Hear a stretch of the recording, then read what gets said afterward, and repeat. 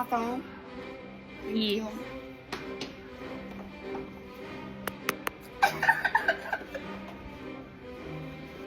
Y'all really thought I was about to flip the camera? This is not a trend. This is bullying. And if you need to embarrass somebody for your own entertainment, that is a new level of low. Do better. I don't know if anyone else has noticed this, but why is it mostly black people who are participating in the flip the camera trend? Like, we've been bullied by an oppressor for centuries. Why are we bullying ourselves? Why?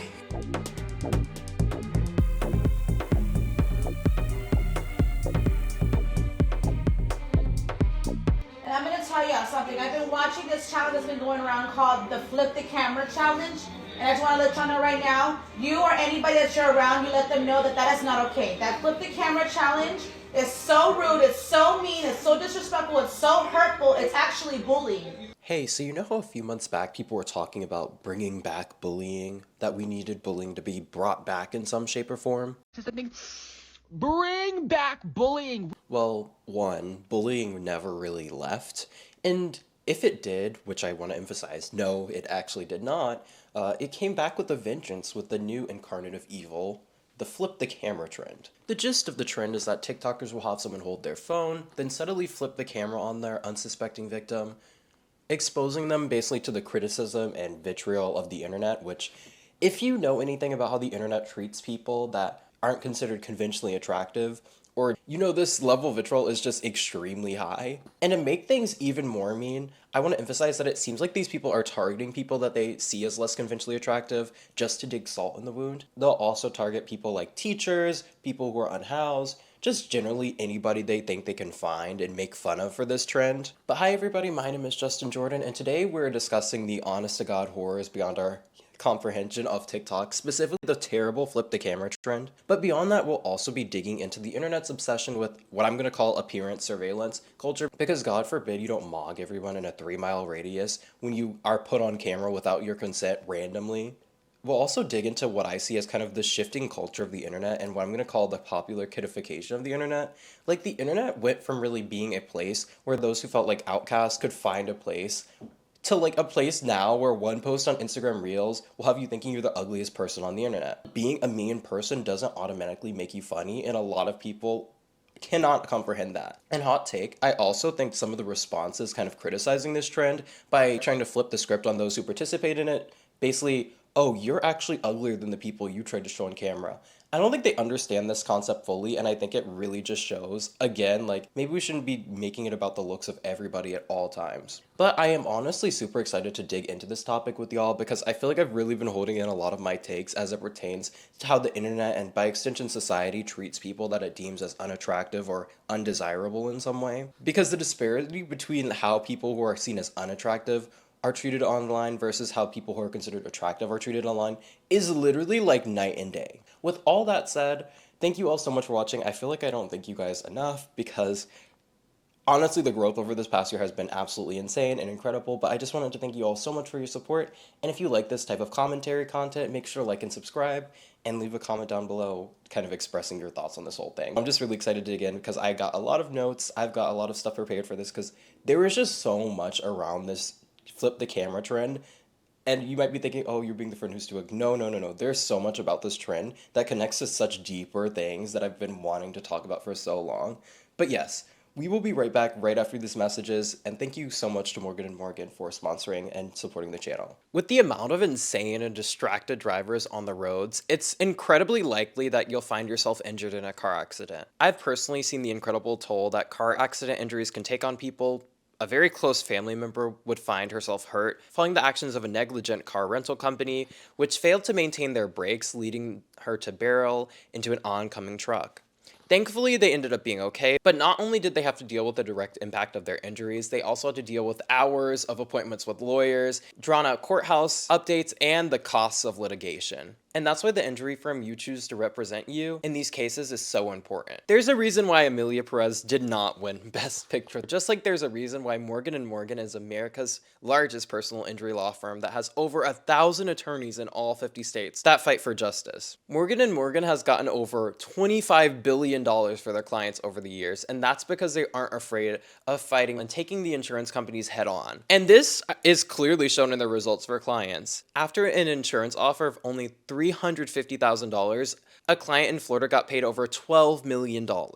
Another client got over 40 times the insurance company's $650,000 offer, getting over $26 million. And even when it feels hopeless, Morgan & Morgan pulls through, getting a client in Florida $20 million when the final offer was literally nothing.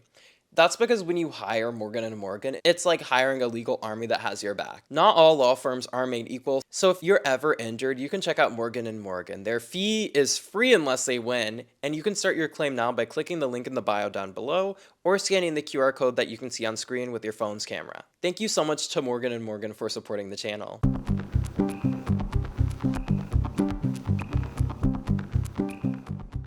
Now, I know we already kind of dug into the surface level of the trend, but let's just dive in because I feel like there are really layers of cruelty to this trend. So not only are you targeting people based on their appearance, but you're basically making them hold the camera for you, and they're oftentimes smiling or looking happy. You really just see the face of realization as they notice that they're the ones being made fun of, they're the ones being ridiculed, and it's just really like not nice at all. I feel really bad for all of these people, and I will be censoring all of their faces because I really don't think they deserve to be plastered on the internet for all to see, for all to criticize and bully. Oh my gosh, this is like actually not nice at all. And it really breaks my heart when you just see like how the people on the camera are so happy, like just actually like taking time out of their day to talk to you. And the response of the internet to this trend has been widely panned and like it's been widely negative responses to people who are partaking in this trend. There's a lot of these compilations that have been made, a lot of clapback videos that have been made, kind of criticizing the trend, which I'm very happy about. The last one made me cry. He was so happy and laughing about it too. Trend X bullying check. He already looks like he's gonna cry. My Shayla. I cried, okay? If I see one more flip the camera trend. And the one thing I'm noticing in the comments here, which sucks, because like not only are you plastered and like your face is basically just being spread now as like a sticker, which all of these platforms have allowed stickers to be placed in comments. Kind of, I feel like knowing good and well what most of these stickers are used for, go on any Instagram Reels comment of a person who is not considered conventionally attractive or a person who's considered unique or something, and you will see videos and images just making fun of them blatantly. I feel like Reels really has this problem, but it's also spreading kind of leached like its toxic nature onto TikTok, where a lot of people now are kind of just spreading the same stuff and like the same nasty behavior and just kind of nastiness towards people who they consider to not be attractive. And I really do want to emphasize that not only do these people have to live this moment of embarrassment in person, but they also now have to endure it forever, with it forever being immortalized on the internet, forever being on social media. Their likeness could potentially be made fun of for potentially eons and made into reaction stickers. And I really think this speaks to the kind of lack of privacy and the death of privacy that we've seen in the modern day. A lot of people are going to argue, well, you technically have no like reasonable expectation of privacy in public, right? But I feel like it's not crazy for me to say that I think there should be at least be a reasonable expectation that my likeness won't be made fun of for literally centuries just because I happen to help someone by holding a camera for them. And this also leads into something else I've noticed, which I think is the total deconstruction of boundaries as it pertains to recording strangers in public, or just recording in public in general. And I'm so grateful that I've been able to avoid the prank TikTokers or the people who try to rage bait in real life. But oh my god, every time I see those people like doing those college trolling videos, I just think, what if I was the next victim? Like, what if I was just walking around my campus and these freaks come up to me and try to troll me? Would people make fun of my appearance or turn me into some sort of reaction meme for the crime of just existing in a public space at a certain time? Or the ones that really get on my nerves and really like upset me are the videos that specifically target workers in the workplace. I feel like it just showcases how devalued customer service workers are oftentimes, seen as non-human NPCs. And like, that is a statement in itself, right? To see other people as NPCs. It speaks to the lack of empathy that so many people have towards others, just seeing them as dollar signs or clout for potential content. not caring about their feelings or their emotions or how awful they are to these people in these videos so often. And I did look kind of to see what other people thought about this topic, and I'm not the only one who has these concerns with the constant filming of literally everything and everyone for social media clicks or content. I'm so tired of people filming other people in public without any consent. Now I get it, we live in the age of smartphones and technological advancements, but does that mean our personal boundaries and privacy are up for grabs? I don't think so. Everyone should have the right to feel secure and respected when they're out and about, without worrying about being monitored without their knowledge. Every time I go on Twitter or Instagram, I see videos that show people doing something random in public and being made fun of for it, and it feels so strange. I recently saw a video of an old woman leaving the theater after watching the Barbie movie. Everyone, including the original poster, were crying over how she must be so lonely and how she's so brave for going out alone. It is so gross to record someone without consent and then make fan fictions about them online. This makes me terrified about going out, fearing that some dumbass person on TikTok might record me doing something random, and then I'll find myself being subjected to hate. It's insane to me to think about how it's become socially acceptable to just record a random person minding their business and post it on the internet for everyone to see, and even more insane that people defend it. They're always like, what about exposing Karens? The greater good is more important. For every one actual Karen, there's 200 TikToks of random people being recorded. Why are the comments on this so defensive? Well, we have security cameras, you want to get rid of those too? The use of video for security and safety isn't the same as people sticking up their phones and recording harmless people living to upload to their social for personal clout. I really liked how they emphasized the personal fan fiction, because this does also speak to how parasocial we've gotten. Like, while that person recording the old woman in the movie theater probably did not have the worst intentions, the fact that, like, this is normalized, like, this is content and people resonate with that and people are okay with that reality that we exist in, that we could constantly be subjected to basically internet discourse about our lives or about what we're doing, like, that is low-key a terrifying thought. And as someone who has anxiety, and we'll talk about this more because I think this is really something that is going to have a heavy impact on people who already have anxiety disorders, who are already kind of scared to go outside, who are already kind of like hesitant. It's just like, I really don't think we should be normalizing this, and like, I really don't think people understand the implications of that until it happens to them, because it's like, you could literally just basically be like scratching your nose in public, or I don't know, looking around in public. I'll go out alone sometimes and I'm just like, oh wow, like, imagine if someone made fan fiction of me, basically. That's so insane and unhinged when you think about it. Like, that woman could just be like, oh, I'm just gonna go watch this movie, go home to like a happy home and like grandkids or something. Maybe her husband was out or something. Like, I don't know. You guys make all these assumptions about these people and kind of make these fan fictions about these people, and it's kind of crazy to me. Even in the flip the camera trend, you're seeing like kind of people make these headcanons about these people, like, oh, he's so sad, oh my gosh, my Shayla, blah, blah, blah. Like, yes, you can feel bad for these people, right? But I do think there is a line that a lot of people are crossing. It's kind of gotten fuzzy, honestly, this line, but there is a line where it's like, okay, we've gone from, like, feeling bad for these people, we've gone from, you know, actually empathizing with these people to making headcanon about them, and I think people need to understand and realize that that is not something that we should be doing. I also found it interesting how they mentioned the personal clout aspect of it, because this is also something that makes these situations even more dubious, because clout ultimately on the internet equals money sometimes. It kind of introduces the monetary and clout benefits as well, because so many channels and creators totally rely on this type of content, of filming strangers, of getting strangers to talk to them. And it's not always necessarily a bad thing, but I do think it's an interesting thing. And even myself, a lot of my content is reaction based, interspersed with some commentary. When you think about it, it is a cycle of kind of like using other people as content. And honestly, this isn't anything new. It's kind of an evolution of a practice that's existed for, I think, decades and has already kind of been morally dubious from the get-go. Like, a lot of the practices of many news agencies following things like tragedies, asking victims just hours after they had the most traumatic experience of their lives if they're willing to talk, basically for content that news stations are going to use and profit off of and recycle. And I feel like we can't really discuss this flip the camera trend without discussing lookism and the difference between how conventionally attractive people are treated versus those who are not considered conventionally attractive.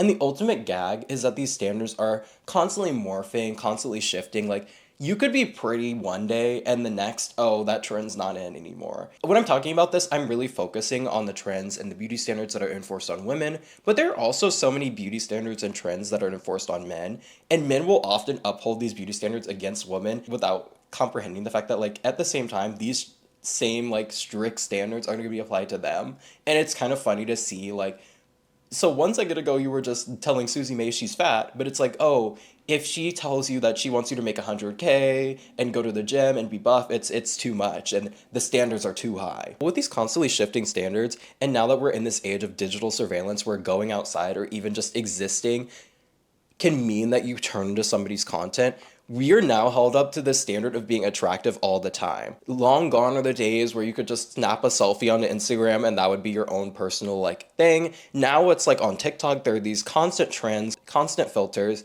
You have to do fit checks. You have to look pretty in video. And that is a much more arduous task and honestly impossible task than just taking a cute photo is. And when people don't fit this strict standard and actually try to talk about their experiences as a quote-unquote ugly person or unconventionally attractive person, they're often met with a wall of gaslighting and really told by the same people that would relentlessly bully them and harass them if they were confident online that they are attractive and that they shouldn't be calling themselves ugly. There's this wall of toxic positivity that people often receive when they talk about how they feel their appearance has impacted their lives negatively. Women coming on here and talking about what it's like when society has deemed you as ugly, only to get the response of no, I don't think you're ugly, you shouldn't call yourself that, and you're actually really pretty. I think that we as a society are very uncomfortable when the topic centers around ugliness. This world has set up an ugly, pretty dichotomy, and we only ever want to hear from the people that we understand to be ugly when they are talking about prettiness. This is why we can talk about pretty privilege and unrealistic body standards in media all the time, and it doesn't cause this level of backlash. People viewed as ugly are otherized in our society, and when I say otherized, I mean that in a very existential way, in that we do not consider their subjecthood. We conceive of ugly people as existing only in relation to pretty people, and we expect that that relation is jealousy. So to hear ugly people expressing valid grievances about prettiness does not nearly upset our social understanding of how ugly should act as ugliness, talking about what it is to actually experience being ugly. Whether or not you think or are willing to say that someone is ugly has absolutely no bearing on the fact that they have experienced being ugly in this society. And the only reason you feel that that is necessary to bring up is because you desperately do not want us to have a conversation about ugliness from the mouths of people who are primarily affected by it. A conversation that is absolutely necessary if we actually want to dismantle the system of hierarchy that has been created, rather than just simply increasing the amount of people that are included in the privileged sphere. I do really find it interesting, right? I watched this amazing video, and I'll kind of talk about it later as well, but it was by I'm sorry, I have her name later, but I was watching this amazing video, and she was basically discussing how basically ugliness is kind of seen as a curse.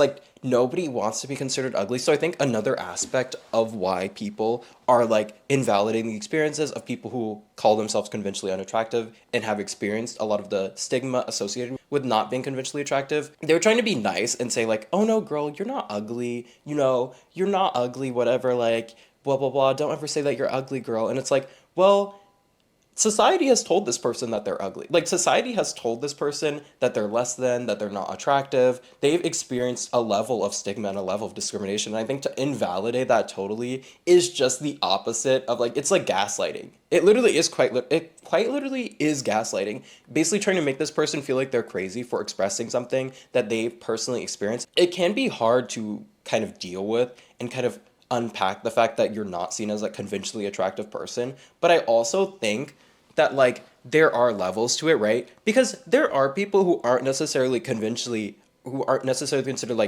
unattractive or really ugly by society, right? But there are people who are kind of in the middle of things where they're not considered necessarily fully conventionally attractive, but they've experienced positives to how society treats them, as it relates to their appearance, but also negatives as it relates to how society treats them.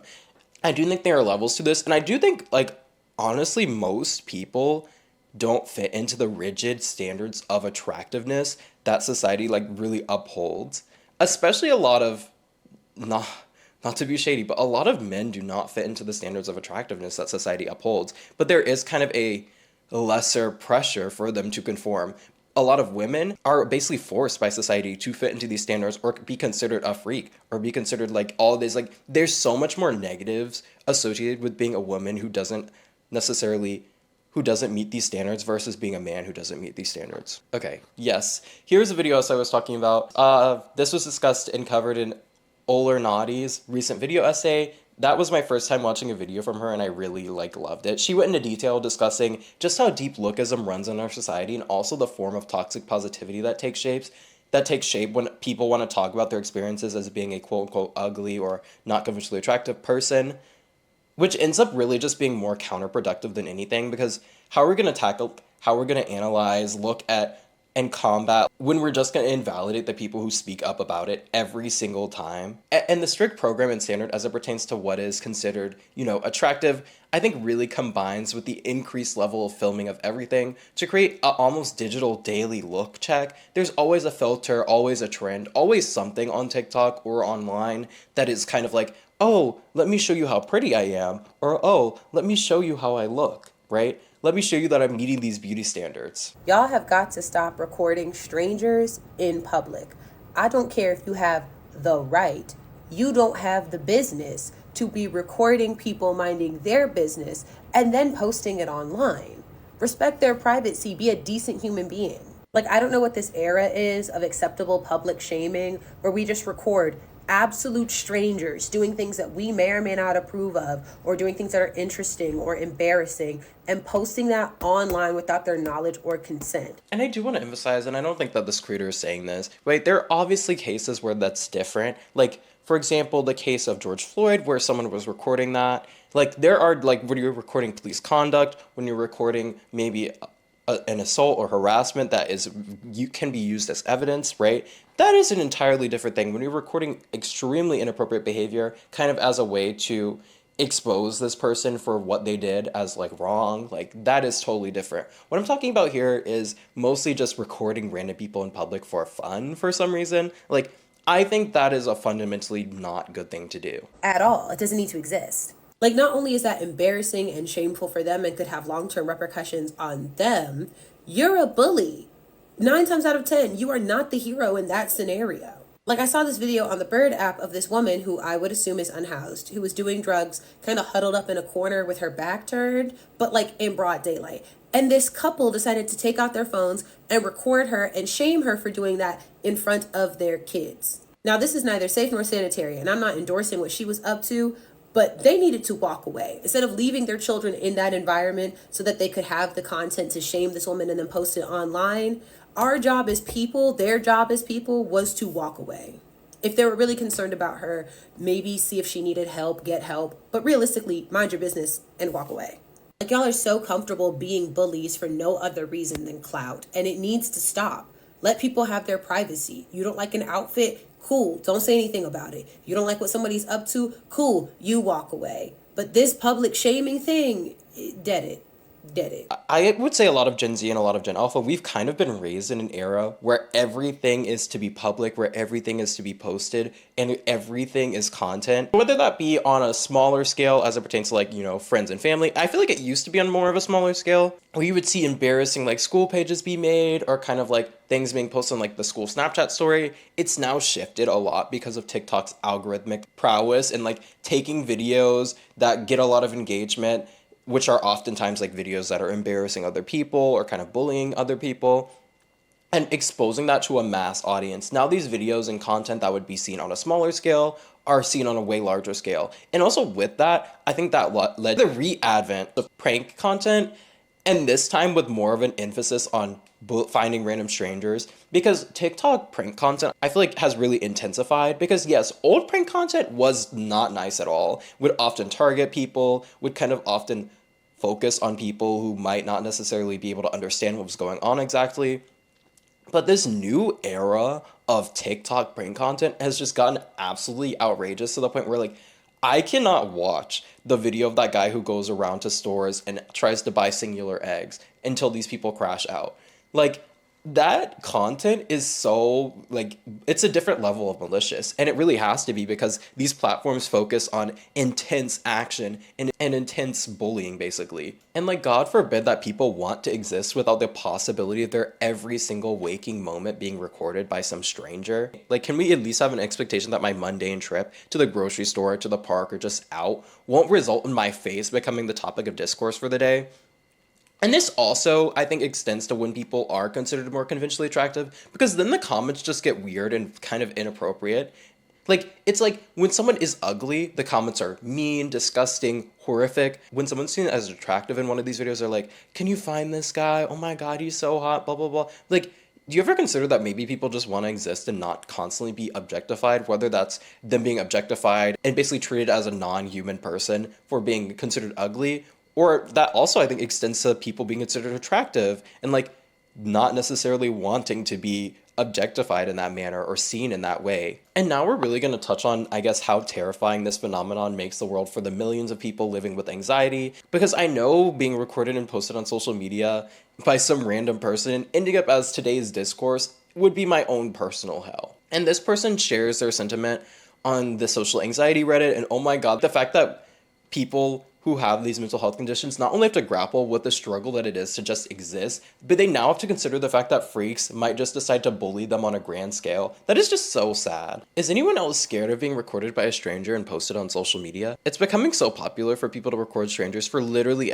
anything. The way they look, walk, how you eat, etc. on TikTok. I've seen so many people are literally just minding their business and getting recorded without them knowing. It's sad. I blush and I sweat when I get anxiety attacks, and that would be my biggest fear, being recorded while I'm having an anxiety attack. Yes, I thought I was the only one who thought this. I don't know why people think it's so okay to post strangers online, and most of the times those clips go viral. Imagine going viral on the internet and you have no clue. It's so wrong.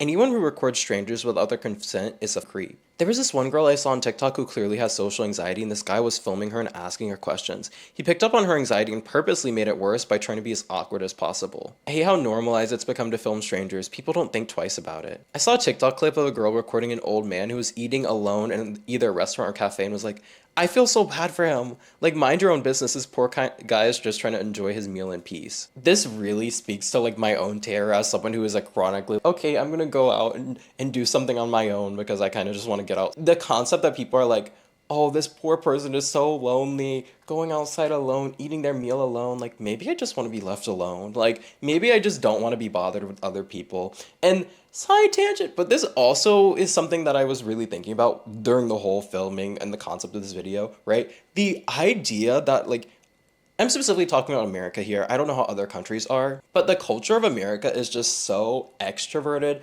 and so, like, oh, talk to everybody, get in everybody's face, like, blah, blah, blah. Like, and y'all will be fake, that's what gets me. Y'all are fake because y'all will be like, oh, I just want to stay at home and be an introvert. I'm such an introverted extrovert, blah, blah, blah. And it's like, are you though? You're literally posting every single moment of your life on social media for everybody to see.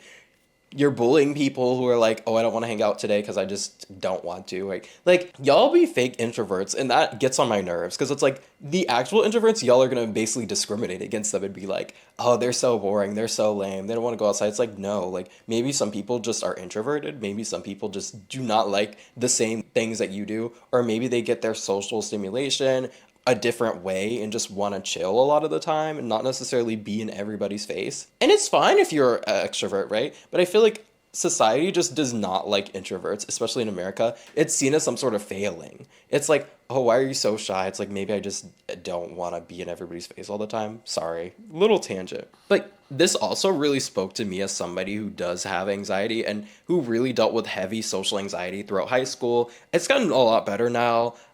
Clearly, hello, but it's gotten a lot better now. But I still do sometimes struggle with it. So, like, the concept of people filming me in public and just making fun of me in public for existing, that is a terrifying concept. And I know a lot of people who have anxiety, I kind of want to soothe you and say, hey, yes, this is a thing, but if we call it out and talk about it, I think it will become less of a thing, hopefully. And also, I just want to be reassuring, yes, this is bad, like, yes, we shouldn't be posting people, but a lot of the times people kind of get over this stuff. Yes, it'll be the topic of discourse for probably a week, unfortunately, but after that week, the internet moves on very, very quickly. So you don't have to constantly be worried about being filmed in public. I just wanted to emphasize that because I know sometimes people can spiral and I don't want to freak anybody out here. But while we're on the subject, I do feel like I have to talk more about the internet's policing and constant checking of other people's looks. Like, no longer is it okay just to have a gorgeous photo. Like, you have to get a good song when you take a picture on TikTok now. You have to get a perfect 100% score on some arbitrary TikTok filter that literally has no basis in reality. When you feel pretty, but then you remember people see you inverted. And yes, some people are pointing out, hey, that filter isn't accurate and people don't see you inverted. But a lot of people are discussing their own insecurities about things. My eyebrows in the inverted filter, my eyes are, and my eyebrows are, so that's why nobody said a crush on me. Y'all don't understand the trauma I have from this filter. And I know I've talked about this sometimes too, but like, I really did have an era where I was very, very insecure because of this filter, because I'm someone I'm not symmetrical. I think most people are asymmetrical in some way, but there is this obsession and kind of like there was this really intense trend cycle. This happened like last year, but it also happened like back in 2021. Like, it will constantly come back around and loop back around. And the people who have like more symmetrical faces love doing the symmetrical face filter. And it's like, well, does it really make you necessarily attractive?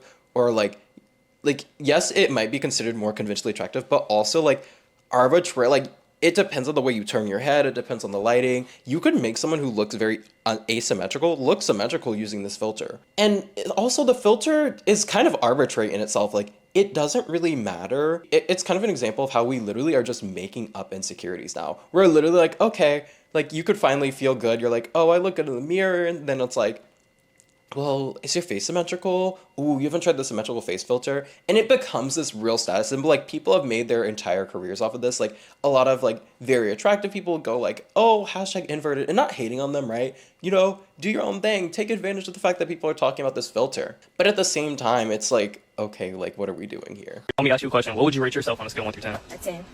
You think other people agree with that? I don't care what other people think. Confidence is key, period. Hey, bro, what would you rate this girl on a scale 1 through 10? What the fuck? That look like a fucking lizard. And what's taking me out about this is that he looks the exact same to me. Like, not to be nasty, but like, I guess there is kind of like a jarring effect when you're not looking at your, like, because you don't look at yourself inverted, so you're kind of seeing that for like the first time and you look different. But like, to other people, like, when I saw it invert, I was like, oh, he basically looks the same. And it's not like jarring or bad or anything. Like, I become lopsided.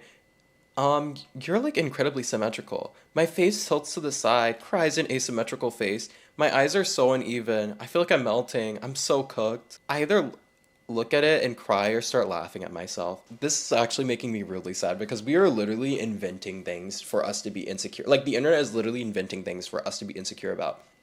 And trust and believe, there is an entire, basically, industry there. Like, YouTubers are like, okay, gotta do your face stretches. Here's how you do your face stretches every day. I use my gua sha, all this stuff. Like, there's an entire industry that is ready to swoop in and take advantage of those insecurities and make you feel even worse about yourself. And I also watched Salem Tovar's video covering the insane way plastic surgery trends are moving to totally unrealistic standards. And she made mention of many different trends like the inverted trend, and she specifically referred to them as like look checking trends, and I really think that's such a fitting term because this is basically what that is, look checking to see if you meet this arbitrary standards that people have invented. People are using things like AI to try to get a higher beauty score. We're looks maxing on our webcam and trying to use AI. And mind you, it's arbitrary. You literally saw it go from 7.2 to 8.3 out of nowhere. Algorithms have made us desperate for validation, untrusting of our own opinions, and have made us really abandon individuality in favor of some face or a look that is supposedly attractive to everybody, which I don't think really exists. But don't worry, you're feeling down. Looks maxing will make you feel even worse. Like the fact that they took this picture of this random guy and were like, okay, let's make variations of his attractiveness. Let's make him Mog. And as we get to things like 10 out of 10, this looks like a cartoon character. This doesn't even look like a real human being. Our sense of attractiveness is so distorted that it's starting to look like cartoony. The concept of people taking your picture and turning into a looks maxing image is just so deranged and outlandish. And looks maxing is, I think, so harmful for the fact that it often gets so obsessive in its approach. You start hyper analyzing yourself, you target your insecurities relentlessly, and you stop living basically in favor of targeting those insecurities. Before looks maxing, no jaw, no coloring, acne, it's genetic, it's over. Oh my gosh, the goat was almost washed. after looks max. And the thing is, a lot of these looks maxing trends, like you literally just went through adolescence. You literally just had an awkward phase. And then the thing is, once you attain this golden look, like what do you even do? You find more things to get insecure over. You apply this analysis to the people around you, seeing them only as scores of attractiveness instead of people. And the honest truth is that we're meant to be seen as people. We weren't really meant to like hyper obsess over our appearance, have constant access to a digital representation of ourselves. And as we start to wrap up here, I do want to comment on what I see as the popular kiddification of the internet. There is this romanticization of the old internet as something unique, as something strange, but I'm talking more so about the internet even as existed during my childhood. Things like TikTok weren't as widespread, and the trends you'd see on there were like totally different. And then you have what I call a great shift in 2020. Like now we're all chronically online, and as influencing became more of a promising career prospect, I think we saw it go from something that more weird kids would pursue. Like, look at who we had popular in like the early 2000s, like Shane, Fred. Do I need to say more? But now we've moved into this influencer obsessed culture. And I do think that influencing has in many ways become something much more accessible to the wealthy who automatically kind of have that wow factor that they can draw on people with like, oh, look at my house. Look at my car. Want to rage bait? You literally just complain about how hard your life is while being rich. And what I mean by this rise of popular kid humor is that so many people who are considered popular kind of rely on bullying or degrading others as comedy. And I know I'm being very broad and generalizing here. I know I shouldn't do that, but like you really see this flip the camera trend. What's funny about that? What's funny about making fun of other people for no reason and basically being an absolute horrible person? Not to be shady, but like being a bully. But honestly, that's all I had to say for today. Thank you all so much for watching. If you like this type of content, make sure to subscribe to stay around, and I will see you all next time, hopefully with not a horrible trend, because I just feel like this week there's just been so many trends going on, whether it's the Starbucks cup or this flip the camera stuff. I don't know what's going on with us. Like we're losing it. Okay, as we get closer to Christmas, we just start to lose it, I guess. But I'll see you all next time. Thank you so much for watching.